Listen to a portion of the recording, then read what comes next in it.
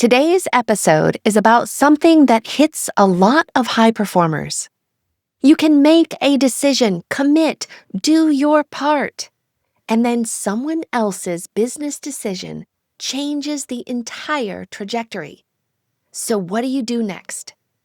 I'm going to tell you what happened to me, how this podcast even exists, and then I'll give you simple action and reflection items to help you move toward your next success. This is the Your Next Success podcast, and I'm your host, Dr. Carolyn Sangle.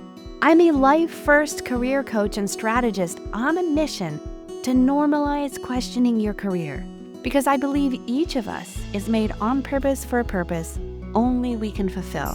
The longer we live out of alignment with who we are, what we do best, and why we're here, the more we miss out, and the more the world misses out on what only we can give. The Your Next Success podcast is where we explore how to build a career that truly fuels your life. We talk about self-discovery, smart job search strategies, professional growth, and you'll hear stories from people who've navigated big career transitions themselves, so you can see what it's really like to make bold changes and feel inspired to create your own version of authentic success.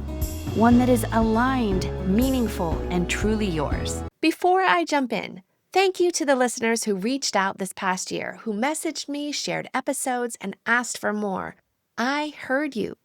So going forward, you're going to be getting more weekly episodes, and I'm also adding shorter solo episodes like this one, quick, practical, and built around clear actions you can take immediately. All right, here we go. My podcast host platform, Buzzsprout, just sent me my 2025 podcast recap, and it made me smile because the numbers are fun. Then it made me pause because numbers don't tell the whole story. Last year, I published 31 episodes, had 1,336 minutes. The show reached 47 countries, 376 cities, and had 2,081 audio downloads. And that's only part of the reach, because many people listen without downloading, and some watch the video versions that we have on YouTube, and those numbers were not counted. There's even more to the story. A few of you know this already. Many of you don't. In 2025, I wasn't planning to have a podcast. In late 2024, I had been approached to have an internet radio show with a company that had over 20 years of success, helping many show hosts go from start to something respectable. The expense was significant, especially for a business just starting out. And actually, that charge was the first thing I charged on my business credit card from Chase. In fact, I had to pay in 2 installments because my credit limit was lower than the amount I needed. And I signed up anyway. It was like I had Tony Robbins and Dean Graziosi in my ear. Success leaves clues. And I was willing to pay for the shortcut and to invest in myself and in my business and to learn best practices from those who knew so many things I didn't know yet. I signed up for the pilot series and I got 13 guests lined up. I worked with an executive producer for several weeks of the planning phase, and he helped me with selecting equipment and logistics.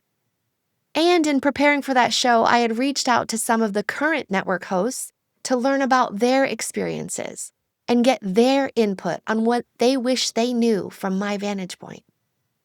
And then it didn't happen how I planned. Those current hosts told me about some significant changes to the network. As that business was being sold, communication with me somehow had slipped through the cracks. They were moving from an internet radio to a podcast format, starting with 0 listeners, no longer leveraging the established distribution that they had built over 2 decades. And aside from being pushed out by their podcast host, they would publish on their own YouTube, which had 3 subscribers. I was one of them. In fact, The network had already transitioned to the new format. And so I listened to some of the officially produced shows, and I could hear 3, 2, 1. Wait, let's start the countdown again. Okay, go. 4, 3, 2, 1. No way. That wasn't something professional.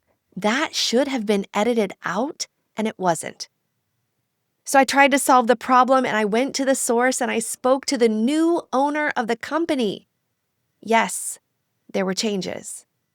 They weren't able to honor the terms of the contract, and they weren't willing to return the investment I made. I felt a huge pit in my stomach, and I was so angry and disappointed at myself for making such a terrible investment, and was nearly certain I had paid a $10,000 idiot tax. I wallowed in that for a couple hours. Then, my mental fitness resilience practice that I had been working on daily for months kicked in. I did a massive PQ gym session where I did sets and reps of mental exercises to calm, get present, and command my mind to flip from negative thoughts sabotaging my success to a more positive outlook. Everything is a gift and an opportunity. And I remembered. I paid with my credit card, and I contacted Chase, and their consumer protection team got to work. Of course, I had all the documents. I mean, I am a trained PhD scientist. Yes, I have the notes, I have the receipts, the records. Their team fought on my behalf, and in the meantime, I figured if I was going to start from 0 listeners in a podcast format, I'd rather do it on my own. So I signed up with Buzzsprout as my podcast host. And I contacted those 13 guests, and 9 of them took the journey with me. And I did it scared, and I did it anyway. I released before I was ready. I learned a lot of lessons, and I kept trying. Somewhere along the way, Good Pods ranked Your Next Success as the #1 independently produced leadership podcast for the month of July. And today it continues to show up on multiple all-time charts. And this still makes me do a double take. #3 in the top 100 indie chemistry all-time chart. #13 in the top 100 indie coaching all-time chart. #14 in the top 100 chemistry all-time chart. #28 in the top 100 indie leadership all-time chart. #45 in the top 100 coaching all-time chart. And I can tell you with certainty, I am so glad the thing I wanted and planned for didn't happen. Pivoting to a podcast was indeed a gift and opportunity. What I thought I was paying for was a shortcut. What I gained was ownership of the platform, the process, the relationships, and the mission. I learned all about podcasting, built new skills, created something completely authentic, more aligned, and more me. I've met incredible people, built genuine relationships, and watched listeners take brave steps toward clarity, confidence, and work that actually fuels the life they want. So what about you? As you reflect on last year, what didn't work out but created space for something better aligned to emerge? If you stopped treating the reroute as a setback and started treating it as information, what is it telling you? And what is one next right thing you can do in the next 24 hours that restores momentum? Keep moving forward. Keep taking action. One next right thing at a time.